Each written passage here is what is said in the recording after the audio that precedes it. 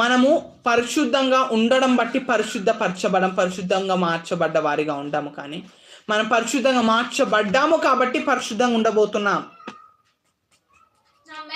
ఎందుకు చాలా మంది పరిశుద్ధంగా ఉండడానికి ట్రై చేసినా, కరెక్ట్గా ఉండాలని ట్రై చేసినా ఉండలేకపోతున్నారు. ఎందుకంటే వాళ్ళు కరెక్ట్గా ఉండడం బట్టి కరెక్ట్గా అవుతారని అనుకుంటున్నారు. పరిశుద్ధంగా ఉండడం బట్టి పరిశుద్ధంగా అవుతారు అనుకుంటారు. కానీ ఆ రీతిగా అనుకుంటున్నారు, ఆ రీతిగా ట్రై చేస్తున్నారు. కానీ రియాలిటీ ఏంటంటే వాళ్ళు ఎప్పుడైతే పరిశుద్ధంగా ఉన్నారని వాళ్ళు తెలుసుకుంటారు, ఎప్పుడైతే నేను యేసుక్రీస్తునందు ముందుగానే పరిశుద్ధపరచబడ్డ వాడను అని తెలుసుకుంటారో, అంగీకరిస్తారో, విశ్వసిస్తారో, అప్పుడు పరిశుద్ధంగా బ్రతకడం సులభం.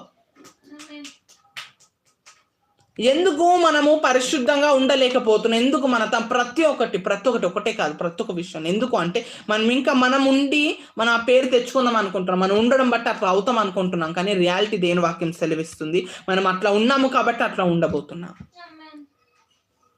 మనం పరిశుద్ధంగా ఉండడం బట్టి పరిశుద్ధపరచబడ్డ వారంగా మారం. కానీ మనము యేసుక్రీస్తునందు ఉన్నాము కాబట్టి, మనం పరిశుద్ధపరచబడ్డాము కాబట్టి